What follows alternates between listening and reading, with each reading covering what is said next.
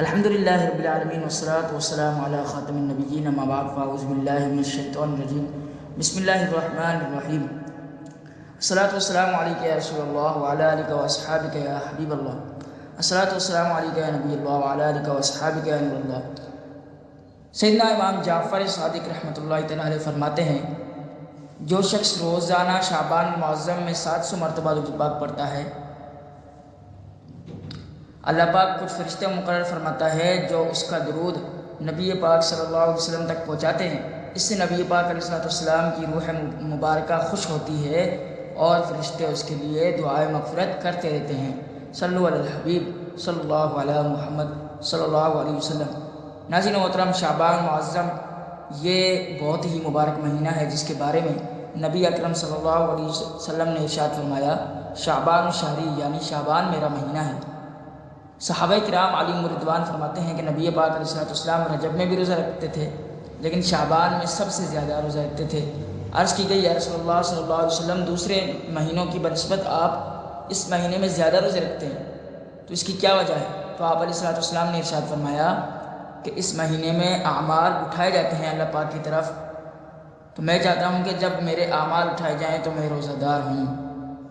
تو نبی پاک علیہ السلام اس مہینے میں روزے رکھا کرتے تھے اور شعبان کے روزوں کو رمضان سے ملا دیا کرتے تھے۔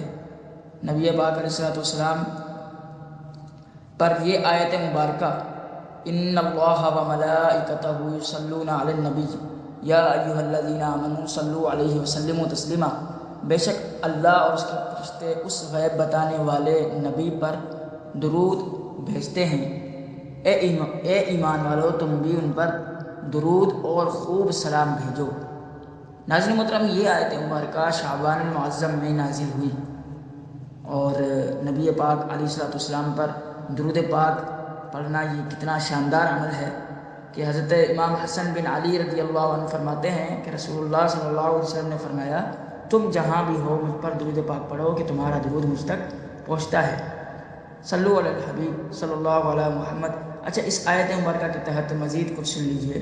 علماء فرماتے ہیں کہ کئی ایسے احکام ہیں جن میں اللہ پاک نے ہمیں صرف خود کرنے کا حکم دیا ہے، لیکن درود پاک پڑھنا، درود پاک بھیجنا یہ ایسا عمل ہے کہ خود بھی اللہ پاک درود پاک نبی پاک علیہ السلام پر بھیجتا ہے اور فرشتے بھی بھیجتے ہیں، اور ہمیں بھی یعنی مومنین کو، مسلمانوں کو درود پاک بھیجنے کا حکم دیا گیا۔ اس آیت کی تفسیر کے تحت علماء فرماتے ہیں کہ اللہ پاک کا درود پاک بھیجنے سے مراد اللہ پاک کا نبی پاک علیہ السلام پر رحمت نازل فرمانا اور ان کی بلندی درجات فرمانا ہے، اور فرشتوں کا طلب نزول رحمت یعنی دعائے رحمت کرنا، اور ہمارا درود پاک پڑھنا یہ ہے کہ نبی پاک علیہ السلام کے لیے دعائے رحمت کرنا، اور اس سے ظاہر ہمیں ہی فائدہ ہوتا ہے۔ نبی پاک علیہ السلام کے مراتب میں تو ویسے ہی سیکنڈ بہ سیکنڈ، بلکہ اس سے بھی کم درجہ کہا جائے تو اس کی بنسبت بہت زیادہ درجات بلند ہوتے رہتے ہیں اور قیامت تک بلند ہوتے رہیں گے۔ اللہ پاک ہمیں بھی نبی پاک علیہ السلام کے خصائص کو پڑھنے اور ان کی کتابیں جو علماء کرام نے جو سیرت کی لکھی ہیں ان کو پڑھنے کی توفیق عطا فرمائے۔